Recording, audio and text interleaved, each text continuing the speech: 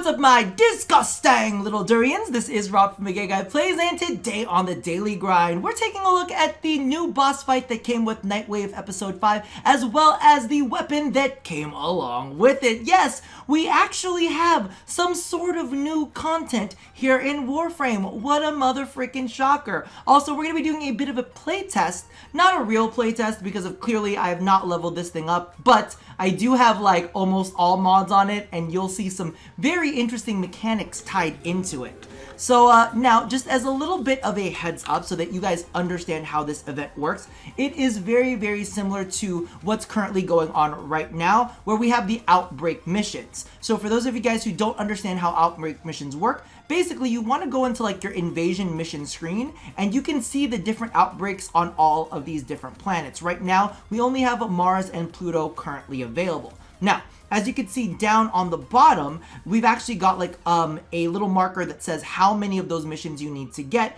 in order to be sent a Zealot key. So after you've completed 3 of those missions from that same node that's marked, you'll actually get this email from the Lotus, which will tell you about the derelict code. And you're going to need those codes to go ahead and jump into the boss fight. So for those of you guys wondering, the boss fight is currently, wait, where is it? It's not there anymore. It must have moved. You want to look for the emissary derelict assassination? Is it on Mars maybe? Where did it go?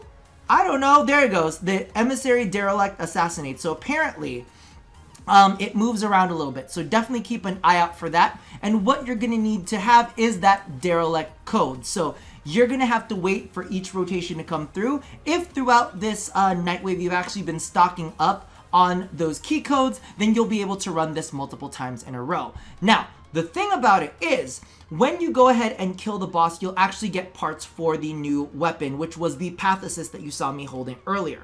Now, if I've done everything correct, hopefully I'm going to try to do it here, I'll actually have footage from the boss fight, and it's actually a really, really interesting boss fight because there's some cool mechanics that go along with it. So when you first enter in, you have this cool cinematic of the, I don't know what his name was, I killed him too quick to really know, but whatever, the prelates, the, I don't know, infested floaty guy, basically. And what you have to do is you have to, like, you know, take him down through his first stage, defeat him there, then he'll freak out. There'll be another, like, little animation that plays. Then what you'll have to go do is kind of, like, chase him down to the next area where you fight him in. Then, when you're fighting him there, you'll notice that another enemy gets marked on the other side of the screen, and he goes invincible. So what you need to do is you need to run over to that marked enemy, and he'll be glowing, he'll have a little shimmer to him, so you need to kill him, and he'll drop a little lantern. And you'll notice that on your mini-map, there'll be a little blue ring around anybody who's carrying the lantern. What the lantern bearer needs to do is they need to bring it up to the prelates? The praline? The prostate? I don't know what his name is, but you go up to him, and having that light will make him vulnerable. So what you need to do is go ahead and beat him down, and then what he will do occasionally is he'll start sucking the life. Wow, this video just went left and right and up and down. He starts sucking the life out of surrounding infested creatures. So you need to go ahead and kill all of those so that he doesn't heal up. Then it's basically rinse and repeat. He'll go invincible again. You'll need to go ahead and find another lantern, grab that lantern, bring it back to him, beat him down some more. Occasionally he'll sap more health, so you need to kill all those things that he's sapping health from. Get another lantern, and basically it's rinse and repeat. Just grab the lantern, make him vulnerable, bash on him a little bit. Sometimes he'll suck the health out of things until he's dead. I think it's actually a really, really interesting mechanic. Unfortunately, it does kind of lead into like the whole invulnerability phase thing that some people don't like, but I was like a lantern chaser, so I was engaged the entire time that I was doing it. I found it to be kind of fun, and almost felt like a mini Eidolon fight, which I kind of liked. So I did not actually have a shitty time with it whatsoever. The only thing that I do have to kind of mention is you are limited if you have not been farming up those codes this entire time to whatever outbreak missions are currently on your map. So as you can see right now, we are just sitting with Mars and Pluto, so we have to wait for the next rotation in order to get more parts. Now, of course, my ass was like, we need to take a look at this weapon ASAP, so you better believe that I got the parts that I needed to get, and then I went ahead and said, hello markets, I got a job to do. So I went ahead and rushed it all, and we're going to take a look at it in combat now. And it's a weird one. It's an interesting one to witness because of the fact that, I don't know, I can't quite put my finger on whether I don't think it's great. Let's just say that. I just don't necessarily know if it's not bad. It's interesting is really what I have to say. Let's go ahead and jump into the simulacrum real quick, and we'll take a look at its base stats, and we'll see how it all plays out. So as you can see, here is the Pathocyst. I have not colored it, because with my Loki color scheme, it looks fucking terrible. I tried to do a copy. I tried to like swap out some colors to make it match. I'm just going to leave it like this so that you guys can see what it looks like. Now, at its base, let's read the copy first. Each strike of this infested glaive infects its target with viral pathogens. Occasionally, it discharges the spores of rabid enemy-seeking maggots, either in flight or in contact with the enemy. Yes, that's right, we get maggots, baby! So as you can see right here, for the melee, the attack speed is 0.667. Ooh, it hurts so bad. And the thing about it is, somebody in stream was saying, well, you could put Berserker on it. And I'm like, but the critical chance is 15%. Its critical multiplier is 2.1 times, which is fine. It also has a nice status of 30%. And you'll notice that its IPS actually includes viral. So it's leaning heavy towards slash. Well, not heavy. Heavier. Like a splash. It's got like a splash more slash. And then it's also got some viral in there as well. So that's a nice little combo that it's got going. But that means that you could also pair it up with other elements, which is definitely nice. So as you can see, the throne still has basically all of the same stuff, except it's amplified a little bit more. And then the charge throw, same thing basically. So let's go ahead and take a look at this in action. This is the current build that I have for it, and this is a working build. This is literally, I was on stream and I just slapped a bunch of things in there just to see if it worked out. I will have like a full build on this if I feel like it's worth having a full build on, or I might just mention it in the weekly Nightwave. So keep your eyes out for that. Ooh, okay. So as you can see, I'm doing condition overload because this is going to be a status-based weapon. I might play around with critical chance at some point, but right now this is kind of what I'm running with. I did go ahead and push it to 100% status, and I put in primed fury. So let's go ahead and take a look at this baby in action. Now, first things first. One of the things that I need to note is if you want to melee with this, it's kind of cool to have a single pistol on your secondary because it makes the melee a lot faster. Like this does not feel slow at all, right? But ooh, when you see it in proper melee, it's not great. However, let's go ahead and take a look at this baby. Right there, look at the baby maggot. Baby maggot, go get it. Go get him. Look at him. He's doing the baby maggot. I got you, Dance. Look.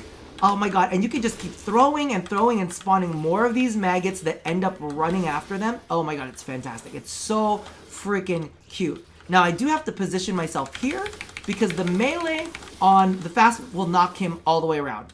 And it'll make it look better than it is. It's really not that great. It's just because of the fact that you knocked him off of the map. So I'm going to try that again without knocking him off of the map. But it's not terrible when you see it like that. Hold on. So I'm going to do a little... Oh, come on. Don't knock him off the map. Okay, so... It's not gonna happen. Not knocking him off the map is not... that's one of those times where I wish that we could kind of change the map with the simulacrum. I mean, you'd think that we could simulate our own type. I'm actually gonna go ahead and just use this as a standard melee. So I'm gonna bring that out, and you're gonna see how much slower it feels. Like, it's like a slog. It's like a really, really painful slog. But as you can see, all of these little all of these little cysts are forming, and we've got all these maggots making them do a dance. And it's like, it's not great, is what I'm gonna say. I don't think it's great. You do occasionally get the slash in there. I might actually condense the status chance on this down to focus more on viral to try to really push the slash in there. I might even put like a slash mod in there. We can do that right now, actually. We can do that right now, but let's do this real quick. Let's just do the standard melee to show how slow it is. And this is with Prime Fury on it. And I don't necessarily want to double up. I don't necessarily want to double up speed mods. Like, I would definitely be using my Glaive Prime over this any day, because this is just way too finicky, and it just feels way too slow. But is it entertaining? Is it cool? Yeah, it kind of is. It's got its own weird charm to it. So, you know what? We're gonna go ahead and let's, please, just die! Billy! There you go. Little Lotto Prime action there real quick. Or Hema action, actually.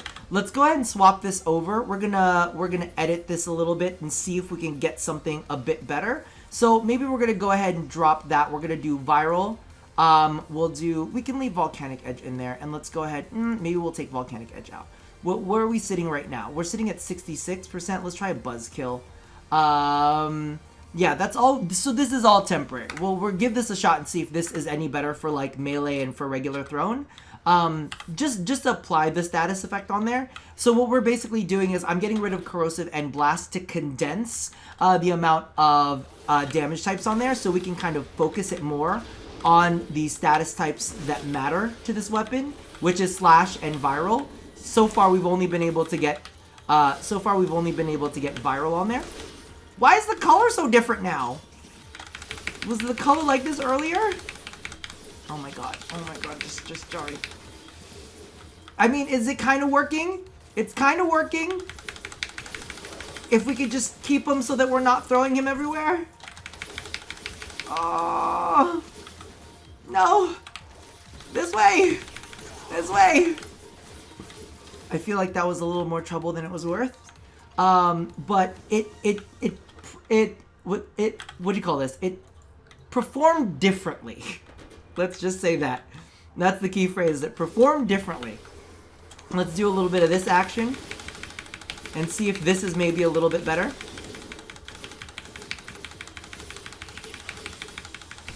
I feel like this might be a little bit better, actually. I'm not hating this, because the slash and the viral are pairing well together. I'll play with it a little bit more and I'll kind of sign off on it, but you got to see how it performed for yourself. Again, this is a first look. So you guys enjoy. Let me know what you guys think of it. I actually think that the design on it's pretty damn cool.